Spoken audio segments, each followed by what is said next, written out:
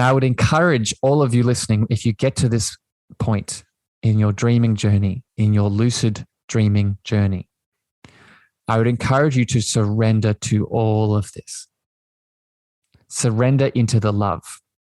Move beyond the ego figures, the shadows, all of the things that are coming up in that moment, and just surrender. Have the intention within that state to surrender into everything that it wants to show you. And I know, and can project that this will be quite an awakening for you.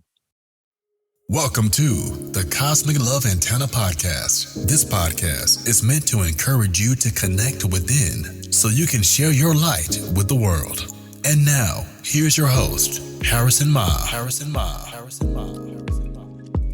Welcome, beautiful souls. Good morning, evening, afternoon, wherever you are in the world. Welcome to another episode of the Cosmic Love Antenna. This is your weekly installment of your inner connection to your outer expression, where I, your host, Harrison, set the intention to nurture the loving space needed to pull back the layers restricting health, alignment, and love. And you have found yourself on another Solo-sode with just myself, just me and my loving energy, talking about a very powerful topic for healing, expansion, and growth. That topic today is lucid dreaming, the second part to my dreaming series, where we're going to go deeply into lucidity and all of its powerful elements across your healing expansion. Before I get into all of this today, a couple of things as we get started. Remember, like all other episodes, if you get a lot of value out of this conversation today with myself and the gems that I'll be dropping, remember that you can share this with people that you love, with friends, family members, lovers that you have in your life that can take this a bit deeper too. Remember, when you share these episodes, it helps me expand the show. Also, remember that if you get insight and a deeper awareness out of this, you can help me also by building the show by leaving reviews both on Apple Podcasts and Spotify. Apple down the bottom, Spotify up the top. And finally, if you want some free ways to take this inner exploration deeper, other than these episodes, of course, remember you can always go to my website, harrisonma.com/learn/more, harrisonma.com/learn-more. And through that, you can sign up for updates around these podcasts and download some free freebies. All right. So I want to give a quick little analysis of what's ahead, and then we'll keep it flowing here in the episode. For those of you tuning in that really want to make sure that this episode is for you, what I'm going to talk about today is what is lucid dreaming, right? Why is it so important? What are the best techniques to start becoming lucid in our dream state? How lucidity and the dreaming and the dreaming state in general that we move through with lucidity is connected to healing. Why we want to do this in the long term? What are the spiritual ramifications of all of this? And bring it all together to remind you just how empowering this all is. So that's what is ahead. Before I get into the content here, one final thing I want to share with you is a beautiful review of someone that's been enjoying this dream content, this holistic content, this natural content that I've been dropping. This beautiful review is from the username. I'm just going to spell it AHGJFGS. And the review goes like this: healing at its finest. I always thought I had to eat a certain way or work out more to feel better, to only realize years later that it's all about the emotions. Harrison and everyone he includes on his podcast creates such a loving, inviting container to let go and truly start healing. These podcasts have and will continue to help me so much. Can't wait to hear more and dive deeper into this healing journey. Much love and thanks.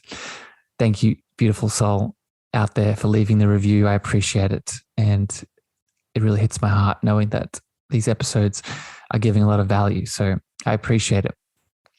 With that, let's get into our episode today. Let's get into those points that I just alluded to earlier, and let's talk about all things lucid dreaming. All right. So where I'm going to start here is I'm going to give some resources to begin, because remember, on this podcast, I'm really about empowering you and helping you heal and change and shift. And I realized that I am not the only source for this expansion out there in the world. And I always want to empower you with more places and spaces and wise mystical beings to go to for insight into the topics.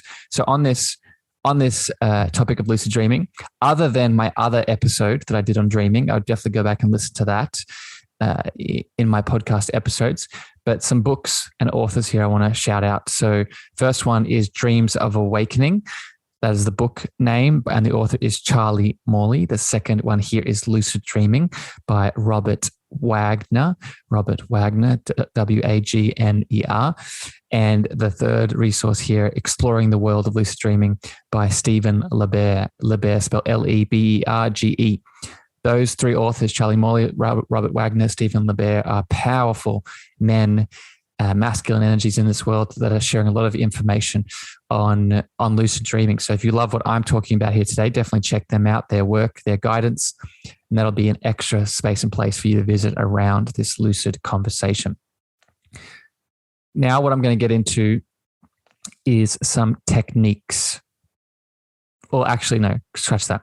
Before I jump to the techniques, let me explain, probably for new people listening, what is lucid dreaming?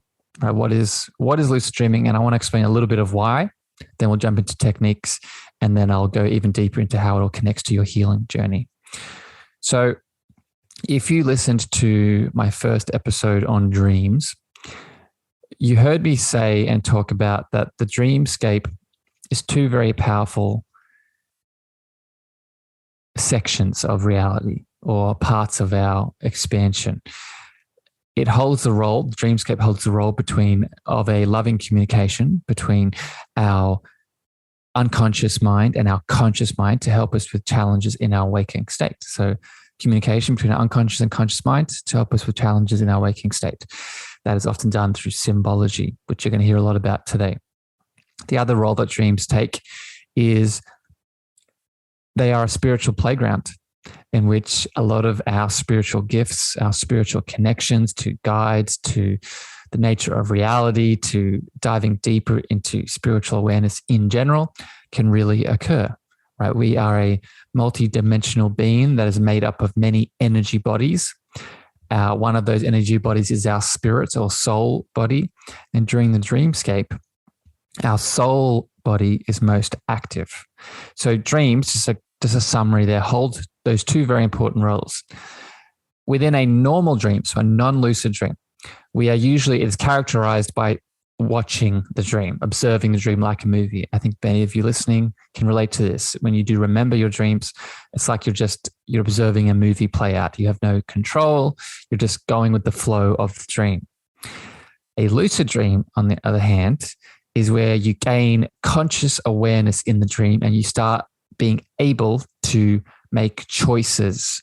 And for example, instead of, walking through a home, following the directions of the story, going through different rooms and doors, you can make a choice to step out of that home altogether and go in a different direction. That would be becoming lucid in the dream. Another analogy I'll share with you is think of lucid dreaming, think of dreaming at large as you are a being or a passenger in a boat on the ocean that is the dreamscape. You are a passenger in a normal dream. When you become lucid, you now become the captain of that boat. So rather than just letting that boat move through the predetermined route that the captain is directing, when you become lucid, you become that captain and you can direct the boat within the ocean that is the dreamscape.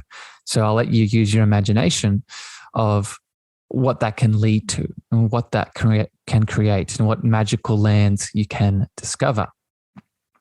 What this now opens up to, continuing on sort of why and what is lucid dreaming, this now allows you to not only start to have some control within the dreamscape, but also start to bring in aspects of your healing. Right? For example, in the ancient world, there were temples. Right? There were temples in which people went to not only heal, but connect with their dream state for healing. I would ask, why is this so, right? It's because I think a lot of ancient cultures in antiquity, and Mr. Stephen LeBear speaks a lot about this, and I really resonate with it.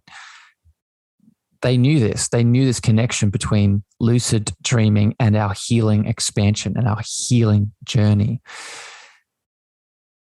I would also add in here, look at a definition of health, right? What is health? So I would add two definitions here. One, I would say health is starting to see that health is not a destination, rather a state of being, a mindset where we start to see that all things across our mental, emotional, physical, and spiritual health are happening for us.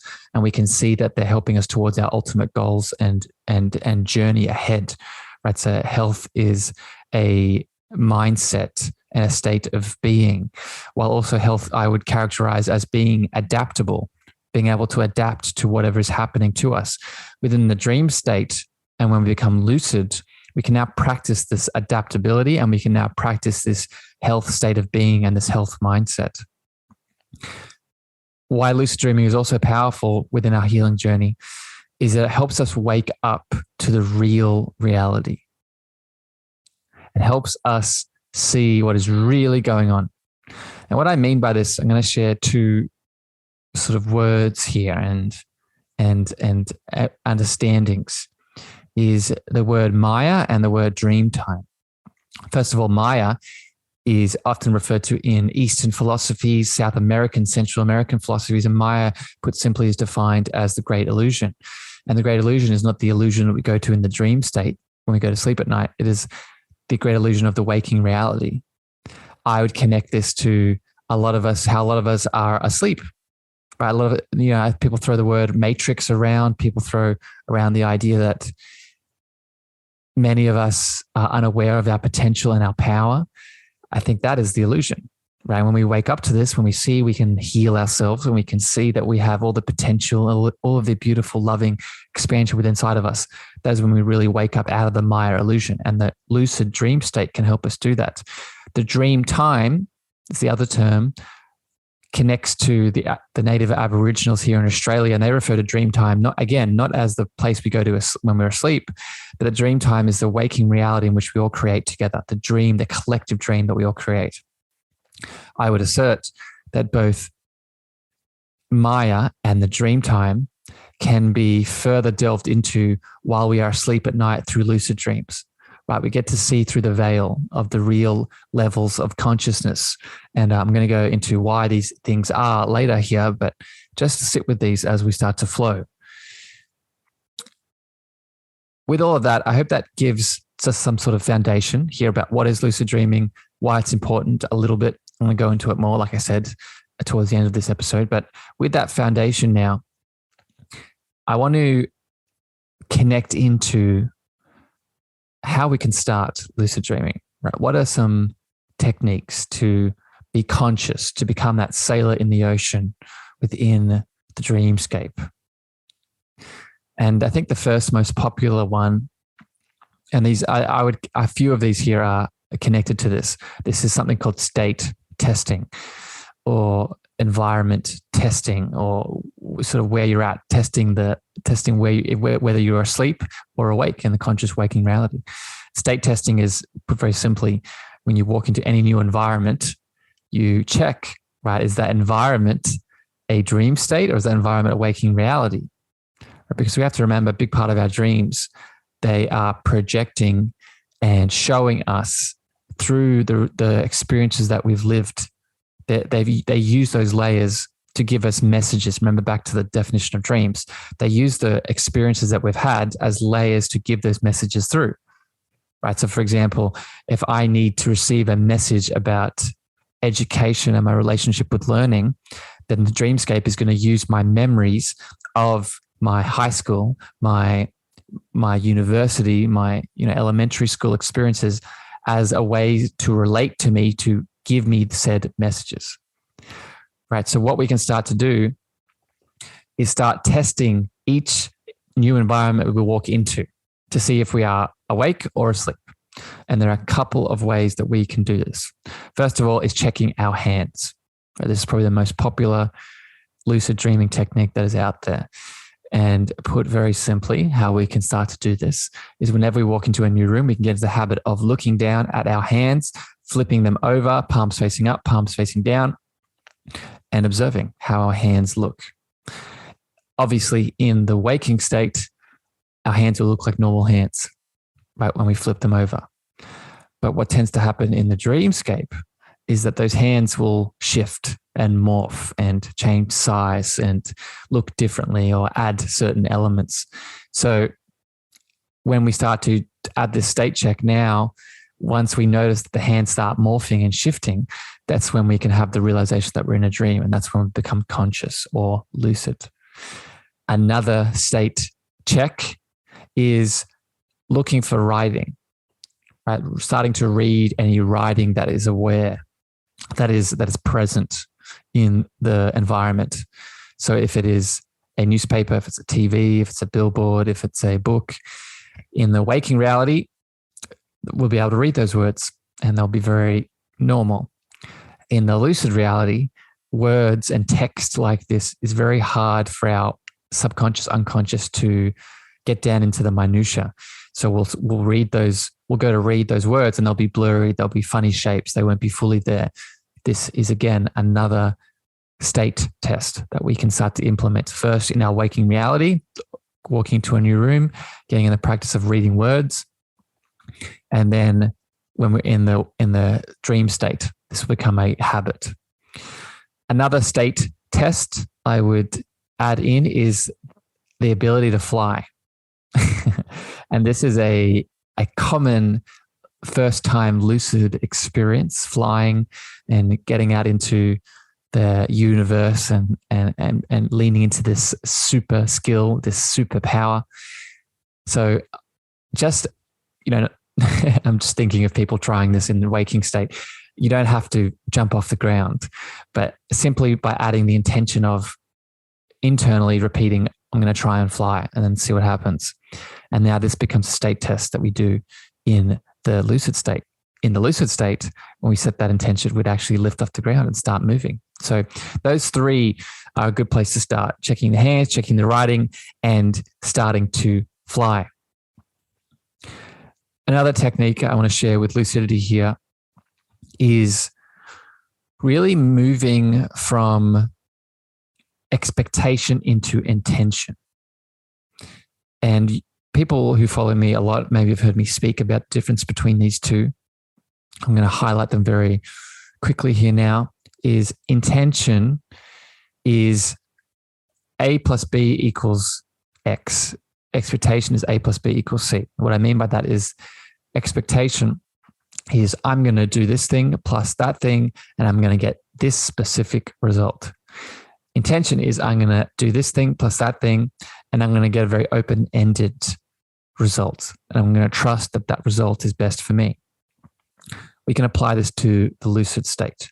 So for example, instead of narrowing down, saying that I'm going to dream tonight and have this amount of lucid dreams for this amount of time and experience the flying that Harrison said, switching that expectation around into, I set the intention that tonight or over the next few days, I'm going to start to become more lucidly aware. And I'm going to trust that however that appears to me is how I'm meant to experience it. Notice the difference here. We are now allowing ourselves to experience the unexpected. We're allowing ourselves the ability to experience lucidity in the way that we're meant to, rather than the way that we think we should. So really adding in this within your lucid technique of setting an intention, not an expectation before bed. The next technique I would give here connected to this is really looking at your beliefs and shadows around your power and ability to lucid dream. For example, many of us don't really believe that we're powerful as individuals in general. So me explaining this idea of lucid dreaming, especially connected to your healing here, you might be unconsciously or consciously aware of a voice inside of you that says, I can't do this. This is just a Harrison thing. This is not for me. I can't possibly do this. I would really look at those voices, look at those beliefs, look at those thoughts, because this in itself will stop you from lucid dreaming, right? If you listen to my first dreaming episode, you heard that a big part of nightmares is our unconscious speaking to us. The dreamer is always dreaming about the dreamer. So if your unconscious is made up of all these limiting beliefs around your potential power and ability, then you're not going to get things done, right? Your unconscious loves you, and it's going to lean into whatever thought you keep watering or whatever belief you keep sustaining. So start rewriting these beliefs. Start adding in new thought forms that actually build you up rather than take you down. And this is another tip here. Before bed, you can actually start sharing and expressing affirmations, right? Affirmations such as, I am powerful. I have all the potential inside of me to connect into lucid dreaming. I have all the power inside of me and potential inside of me to connect into lucid dreaming to start healing, right? I am a spiritual being having a human experience, and my lucid dreams are a playground in which I can lean into that. So these affirmations before bed are now invoking the real reality, right? Not the limited one that may have been programmed through you. Moving through some other techniques here. I hope you're enjoying this. I hope you're getting some value. The next technique is being mindful. And this is more of a technique once you become lucid, but I'm going to mention it here anyway. Being mindful of too much excitement and too much emotion when you are trying to become lucid and then become lucid. And I want to be careful because in waking state, I don't think there is such thing as too much emotion. But when we are overflowing with emotion in the dream state, especially when trying to become lucid, this emotion and excitement can tend to push us out of lucidity and even wake us up.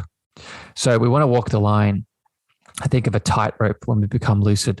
We want to bring in the awareness and then become lucid and then, allow the emotions to move through us, but balance it, right? Don't you come back to state checks, checking your hand, looking at writing, looking at your feet. Don't allow the emotions to become too much to push you out of the lucid state and the dream altogether. So that's a big one. That's a big technique.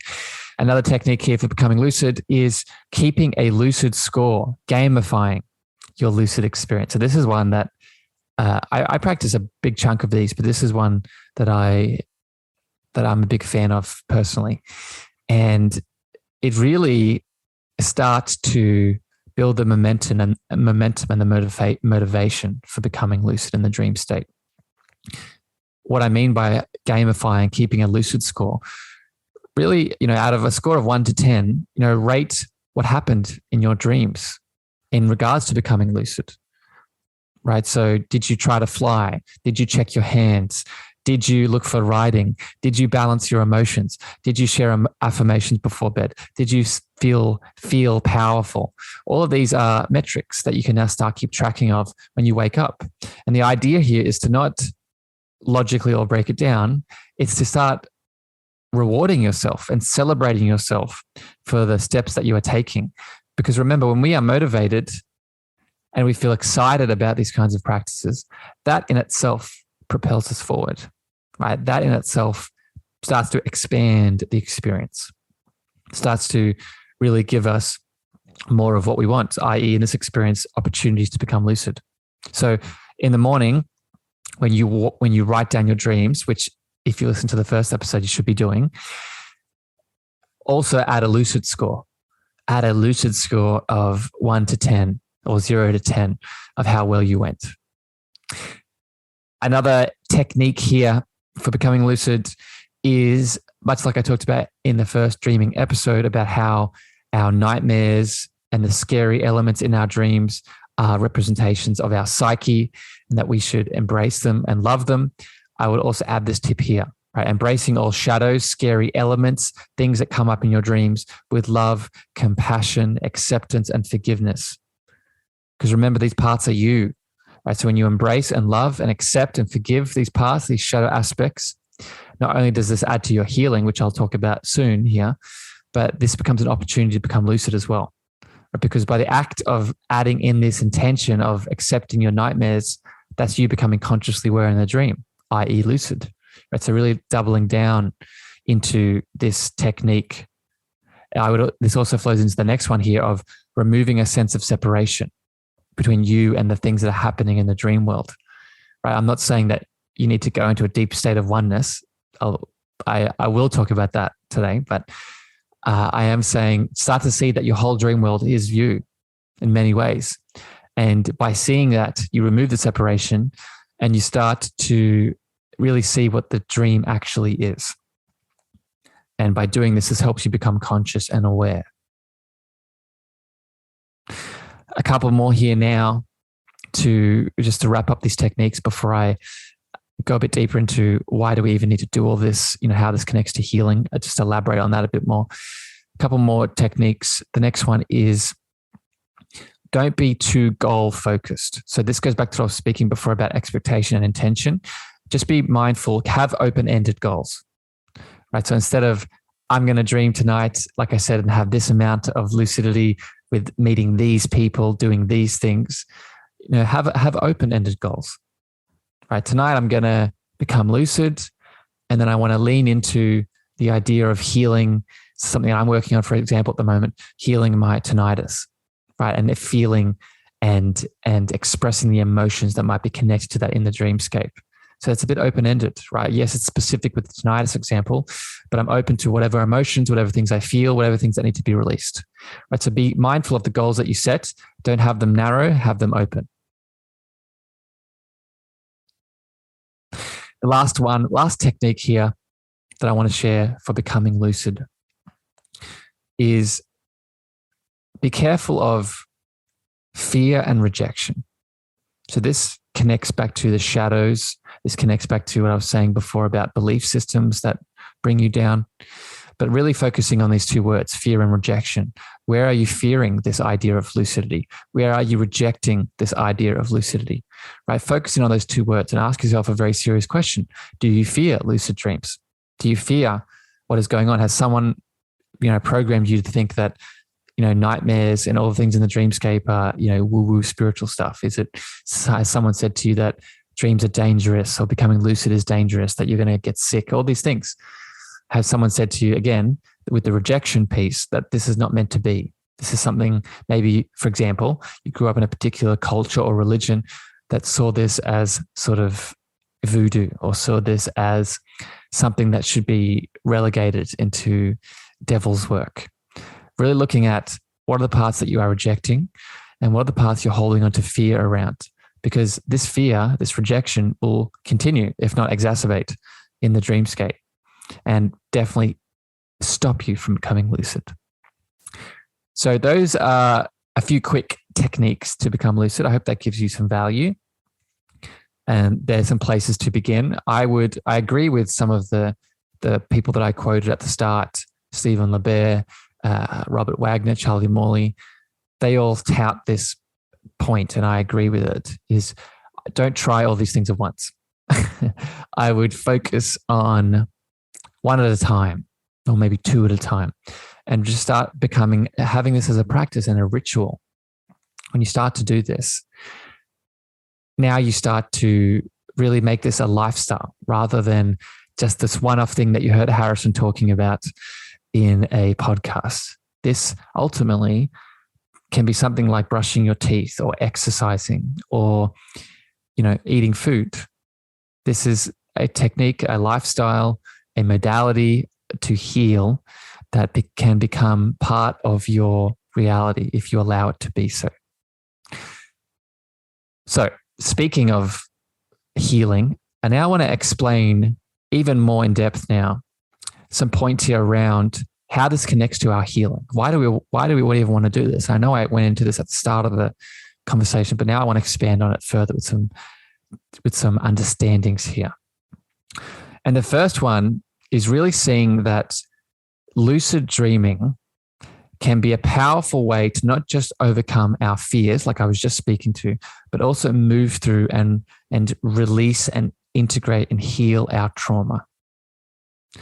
If you've been listening to this podcast for any amount of time, you know that this is really one of my goals as a practitioner, as someone that makes this podcast, really speak about how we can heal our trauma. And lucid dreaming is a way that we can do that, right? Because the lucid state and the dream state in general is where we are able to connect to all parts of our being, not just our physical being, but our mental, our emotional, and spiritual being. So we can ask, like using my example around the tinnitus, I can now take this physical ailment and in my lucid state, ask about the emotions that are being suppressed, repressed, connected to it, and feel them, release them, heal them, let them flow. In a lucid state, I can ask about these elements. I can ask about, help me feel and acknowledge the anger around that trauma that I experienced in that car accident, right? In the lucid state, I can walk into a home that allows me to express the sadness that I might be holding into around an abuse that I went through. So lucid dreaming is a way that we can start trauma healing, right? And I'll put a little health disclaimer here. If you are moving through any of these kinds of experiences, remember, this is never meant to be medical advice. This is an adjunct to the work that you do with a practitioner and working with someone and all these things, right? But I would assert, in my experience, my opinion, that this can be a part of your healing of PTSD. This can be a part of your healing from, abuse and sexual trauma and all these things, right? Because the lucid state, we really get to experience all of what we are. Another way that lucid dreaming helps us heal is through inner child communication. Right? We, in the lucid state, can invoke and call to our inner child. Right? If anyone has done any kinds of meditations with me, if you have heard me speak about the inner child, we know that this is a beautiful inner relationship that we have, a inner dialogue that we have with a part of ourselves. Well, in the lucid state, you can request that this part of yourself steps forward.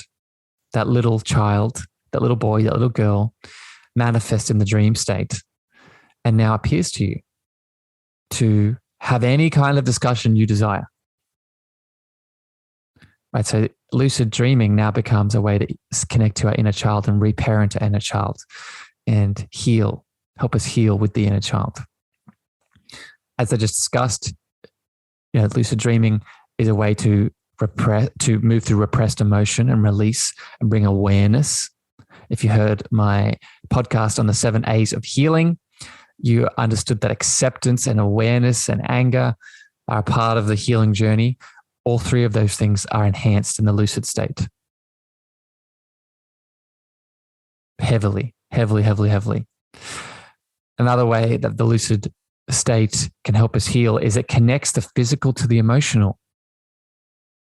Again, using my tinnitus example, I can start to see now where my physical ailments, what are the exact emotions, what are the exact feelings, what are the exact energetics behind either the root of the physical ailment or at the very least the exacerbation of it. We can see it very vividly. We can feel it very vividly. Right? I know for a lot of you listening, sometimes these concepts sound very abstract. But in reality, and in the lucid dreaming state, they can move beyond the abstract into very understandable symbols, experiences, conversations. They might show up as figures that you create and ask for. It builds and emphasizes this language through our holistic system. And I would expand that out to not just the physical and emotional connection. It also shows the mental health and physical connection. And as I said at the start of this chat, it would also show the physical health, the spiritual health connection to our physical health. All right, so let's keep it flowing and continuing here with how the lucid dreaming connects to healing and to give you motivation to really flex this lucid muscle that we all have. The next really link I want to make here is when we start to lucid dream and when we start to bring about these connections and this exploration, what it does is it brings a deeper respect for our physical body, for our healing journey, for the emotions that we feel, the feelings that we feel. Because you start to really become aware of all the links like I've just been talking about. So the respect in itself is a way that we can heal. A lot of us, myself included, for a long time, we project outwards for our sense of love, our sense of healing, our sense of respect, our sense of power, our sense of potential. And we overlook the beautiful temple that is our being. Through the lucid state, this respect, this honoring, this celebration, this understanding, this gratitude really is emphasized, really becomes into your awareness. If you can imagine becoming lucid in a dream and then having all that emotion move through you and that excitement and that potential, I don't know about all of you listening, but to me, when I experience that and even visualize it right now, it really shows me just how powerful I actually am and how this human being, this spiritual being having a human experience through this physical body really has no bounds. And this respect in itself helps us with our healing and connection to lucid dreaming. The next point here is gratitude, healing through gratitude. We can, in the lucid state, one of the ways it can start to help us heal even deeper is feeling what gratitude does. People have heard or understand the idea of when we're in an attitude of gratitude, it really makes us an attractor for the things that we deserve to have in our world, not just abundance, not just relationships, but our healing. In the lucid state, gratitude is supercharged, it's optimized. Goes the same with affirmations. So you could, in the lucid state, I'll give an example here. In the lucid state, you could practice your affirmations of gratitude that maybe some of you are already doing in your morning or evening rituals. You can practice these once you become lucid. But the difference is you'll feel it a lot more. You'll feel the embodiment of what gratitude actually is. Because remember, in that heightened state of lucidity, you have all the parts of your being are supercharged. So when you use affirmations of gratitude, you will start to realize and transplant and photocopy into your body across all aspects what that feeling of gratitude actually is. So then when you're awake, you can tune into it more easily to use for your healing, to use for your stepping forward through suffering. The next way that lucid dreams can help us heal is through our hands specifically. So what I mean by this is our hands are a powerful conduit of energy, like healing energy. If anyone's ever had Reiki, either if you're a practitioner or you have received Reiki, you know the importance of the hands to transmute healing energy to another.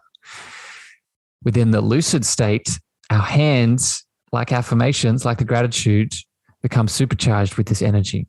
And a technique that you can actually apply is when you become lucid. Let's say that you are having a challenge with your gut and you want to heal it in the lucid state. You can actually tune into your hands, imagine and visualize the powerful light, a loving light of healing around the hands, and then use those hands on that area. And I think what you'll find is something very surprising if you try this. The hands now become a conduit of this healing, loving light energy, and they start healing the areas. So these Reiki hands, I would call them, are now modulated even further in the lucid state, and they become a powerful technique and tool that you can use for healing once you become lucid. The next healing element here is, I've wrote it down as thoughts become things. What I mean by that is, maybe you've heard this term that our thoughts become things, or our thoughts can become other people's things in the conscious waking state. Well, this doesn't have to be, maybe some of you listen to that term, they think, oh, that's a bit spiritual and woo-woo. Well, you can test this in the lucid state. I want you to see just how powerful this idea is of actually thinking Remember, I've been talking about the power of intention today through lucid dreaming, how thinking becomes a reality in the lucid state. For example, when we want to fly to some destination in the lucid state, let's say that you're having a dream about an open field, you see a castle or a structure in the distance. How we fly to that destination is not by flapping our hands and doing flying techniques. No, you actually intend yourself over there through the act of flying. So you think about it or you feel about it, set the intention, and then you start doing it. What I'm highlighting here is that this really emphasizes and shows you beautiful examples of the power of our thoughts, and that our reality truly begins within us. The reality outside of us truly begins within inside of us. So seeing this in the lucid state and then embodying it more again in the waking state. The next element here is seeing how the figures in our dreams can really become parts of our spiritual awareness. So I'm going to speak more about this in a second, but this connection to healing around lucid dreaming, we need to start seeing that. I've explained before in these lucid episodes that a lot of the figures in our dreams are representations of us. Yes, very true. But remember the other side of dreaming, the spiritual playground. And in my first dreaming episode, I talked about the possibility of people, spirits, entities visiting us in the dreamscape. What you can do when you become lucid is you can actually request that if you're in a room, for example, with a lot of people, you can actually request all of the thought forms, all of the parts of your consciousness that are you, remember the dreamer, dreaming about the dreamer, ask all of those elements to fade away. And then look at the figures that are left.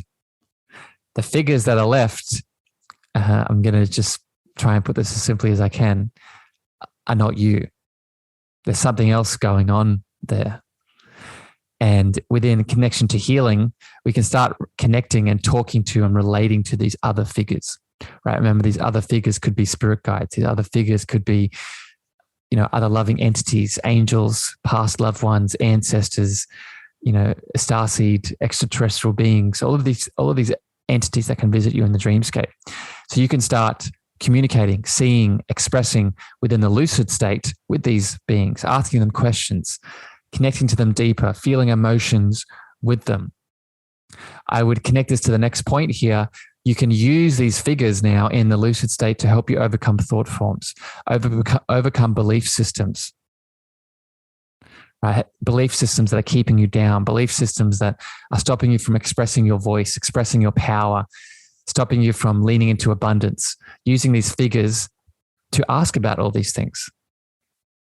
I would take it a step further and say that you could also use this state of being in the lucid and being in the lucid awareness, speaking to these figures to connect to the collective unconscious.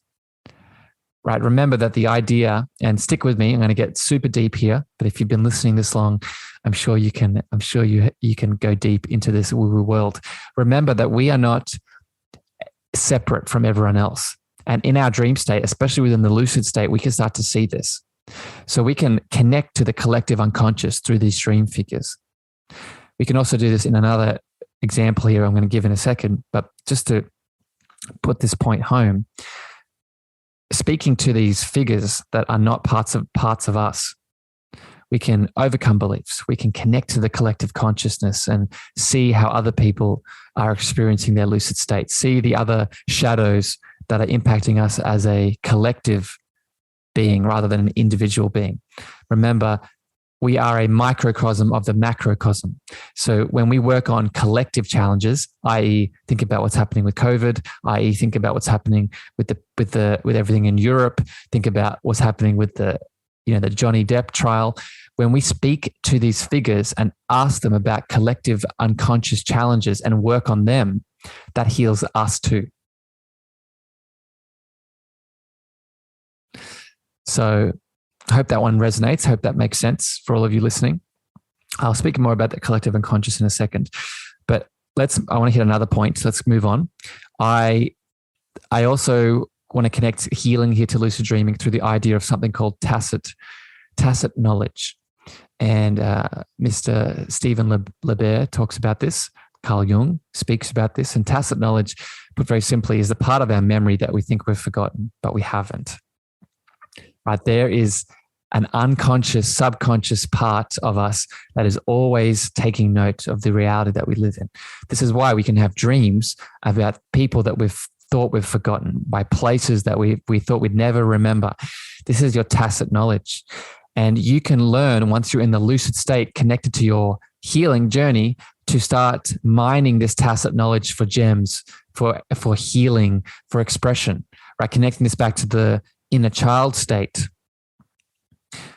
A lot of us don't remember in our conscious waking state the things that we've moved through as a child, as the trauma that we've faced, but we have a feeling inside of us that we need to move through at the moment. So in the lucid state, tap into this tacit knowledge and request to experience, to feel, to move through the memories that were quote unquote forgotten, so you can heal, so you can let go. I would take this even further, so not just into bring back memories of the things that you think you've forgotten in this lifetime. I would also connect this to your past lives and your ancestral healing.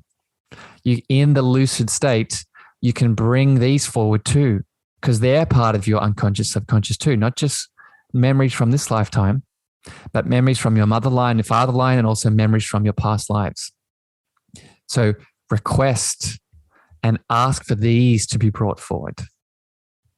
Ask for these to be shown to you, so you can, in the lucid state, learn and communicate and expand through them.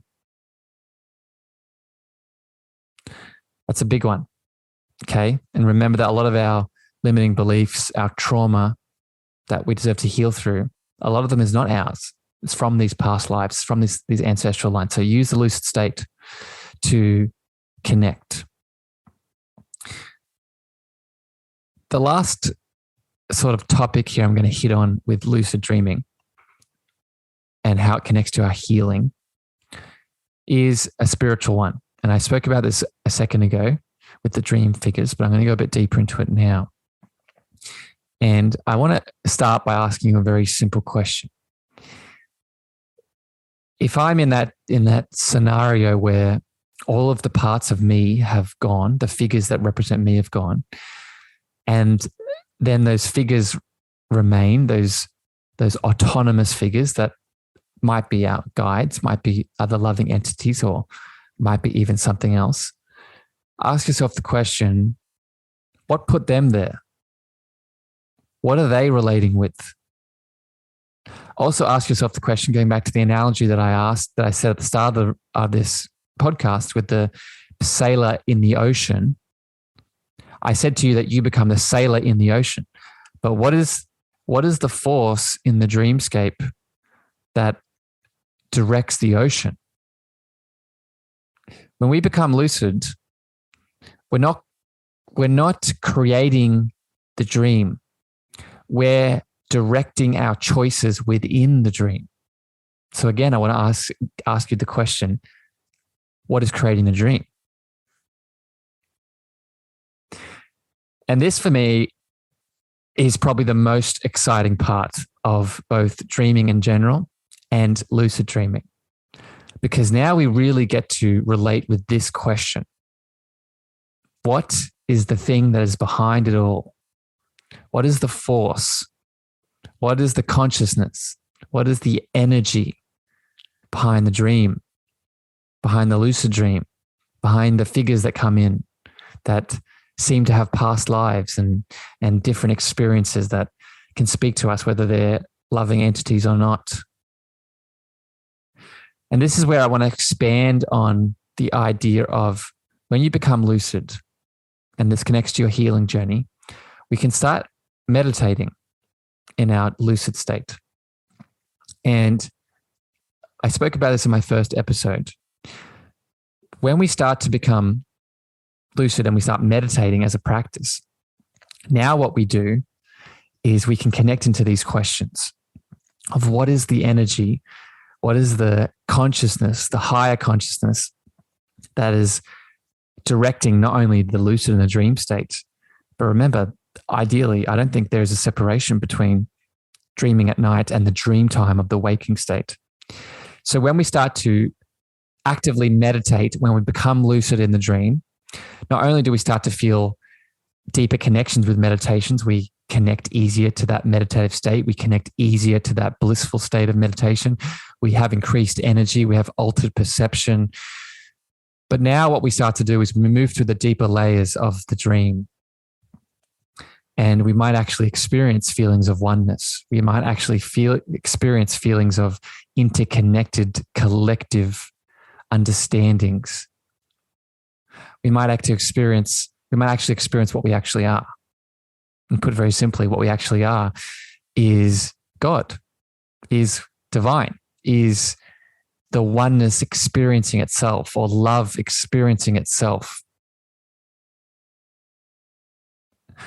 And I would encourage all of you listening, if you get to this point in your dreaming journey, in your lucid dreaming journey, I would encourage you to surrender to all of this. Surrender into the love. Move beyond the ego figures, the shadows, all of the things that are coming up in that moment, and just surrender. Have the intention within that state to surrender into everything that it wants to show you. And I know, and can project that this will be quite an awakening for you. And I would love to hear the experiences that come up out of this for you. As someone who actively tries to move through this, I've started feeling glimpses of it. And much like all of you, this is a practice that I'm always continually trying to get better at and practice with all the techniques I've shared today. But this is the goal for me. This is one of my biggest intentions, is to really connect to this higher consciousness awareness realm, connect to the dreamer behind the dreams, the energy, the force behind the dream world. And if that is not healing, if that doesn't empower you and remind you of what you are across your mental, emotional, physical, and spiritual being, I'm not sure what will.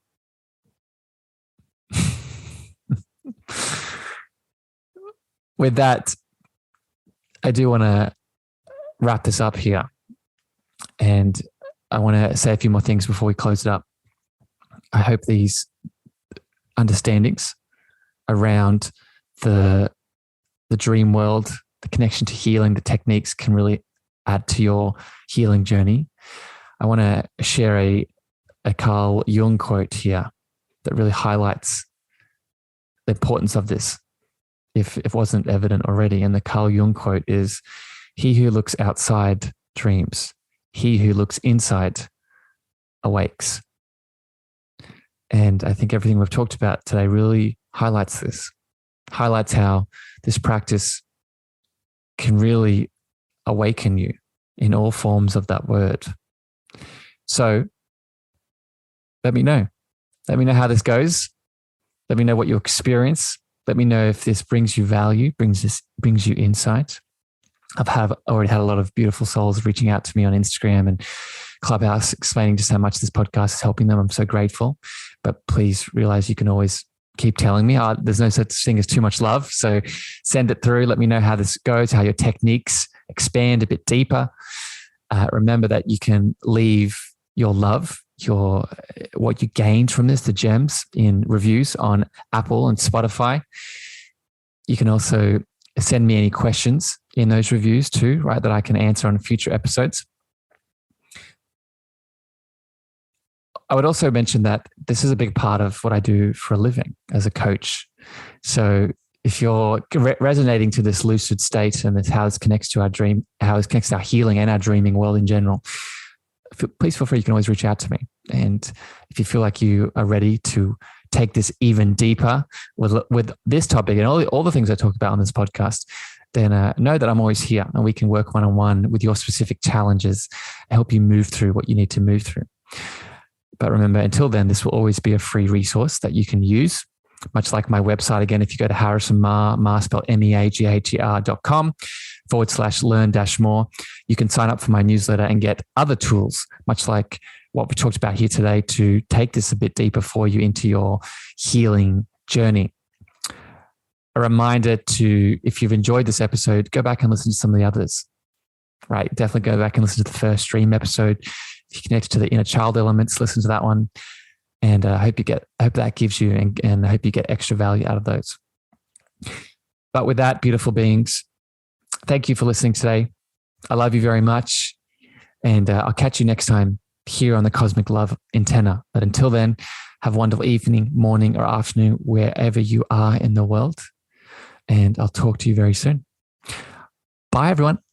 Thank you for listening to the Cosmic Love Antenna podcast. We hope you enjoyed. Be sure to follow Harrison on Instagram, Twitter, and Clubhouse at Harrison Ma. That's Harrison, Meagher.